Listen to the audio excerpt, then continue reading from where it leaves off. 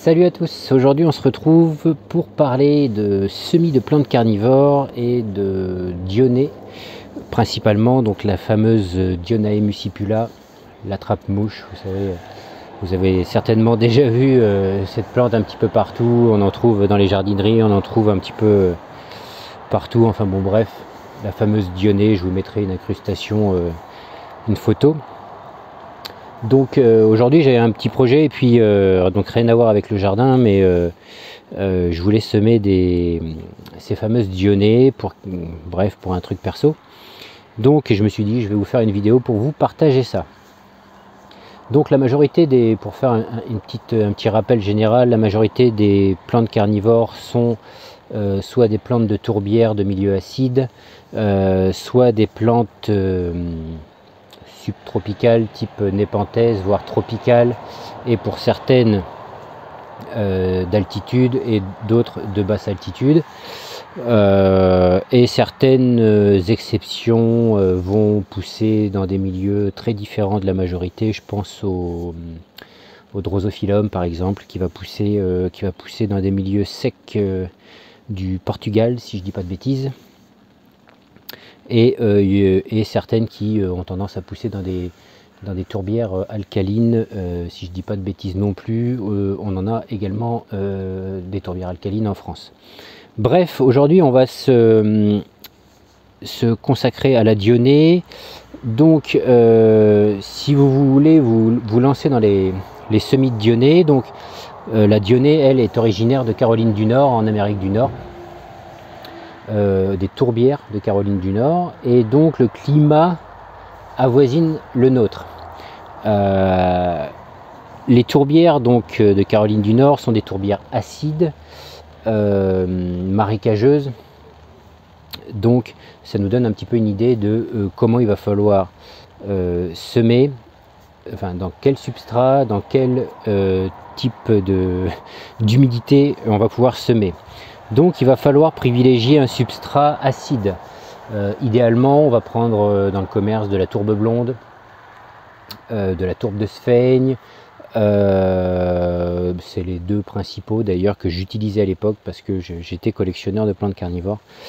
Et là, pour faire un essai, pour éviter de ponctionner encore une fois de la tourbe dans le milieu naturel, hein, eh bien, je vais essayer avec un substrat qui est composé d'écorce de résineux, d'écorce de non résineux et de sable. Ce substrat a un pH sur le papier en tout cas de 5, donc c'est pas mal. Et bien sûr on va pas arroser les plantes carnivores avec de l'eau du robinet qui a un pH bien trop haut, à moins que vous ayez une eau très très douce naturellement et un pH en dessous de 7, mais c'est quand même assez rare en France.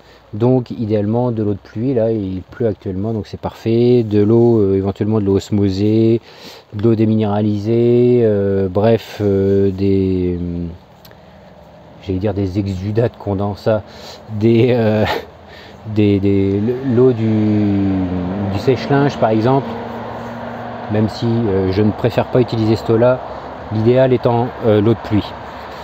Donc on a dit que c'était un milieu tourbeux marécageux, donc on va préparer un substrat acide, encore une fois, et qui va être humide, voire très humide. Là, alors, j'ai préparé je ne sais pas si vous allez voir, j'ai préparé une plaque alvéolaire avec mon substrat déjà humide. On peut mettre ça dans un bac avec 1 cm d'eau dans le fond constamment, c'est parfait.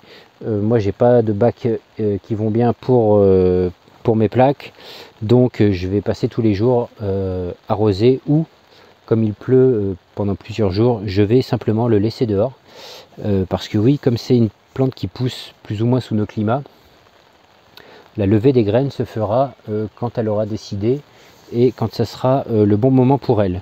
Donc je ne vais pas m'en préoccuper, je pense que là je vais les laisser dehors et ce sera parfait. Autre chose, si vous achetez des graines de Dionaea, il faut que la graine ait passé une saisonnalité d'hiver, je ne sais pas comment dire ça. Donc si vous ne savez pas d'où proviennent vos graines, vous les prenez, vous les placez au frigo pour les stratifier pendant à peu près 2 mois. Et ensuite vous les sortez et là vous allez pouvoir les semer. Voilà, vous allez voir, les semis lèvent assez facilement. La multiplication par graines chez la Dionée, c'est quand même assez facile, ça marche assez bien. Si on respecte quelques conditions, mais il n'y a rien de très compliqué.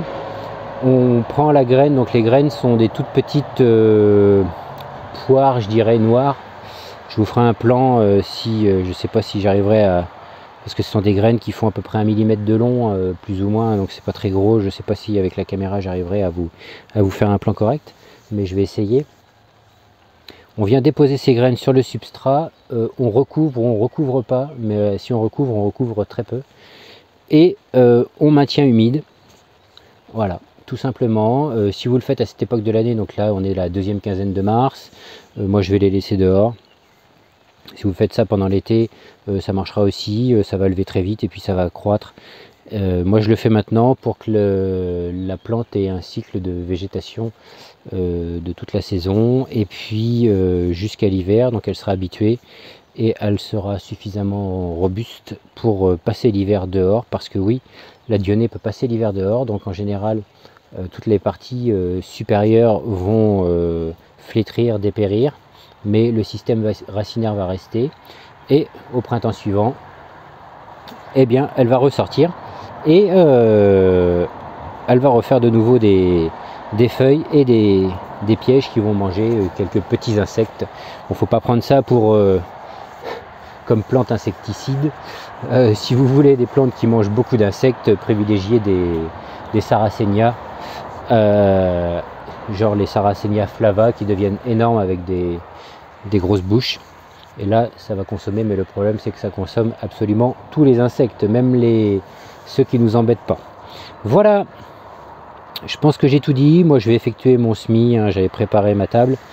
Je vais pas vous filmer le semis, hein, il suffit de déposer ses graines et puis maintenir humide. Il n'y a pas de grande difficulté quant au semis de Dionée. Voilà, allez, je vous laisse, n'hésitez pas, le petit pouce, abonnez-vous, herbolis.com si vous voulez partager vos dates de semis, le lien est dans la description. Salut.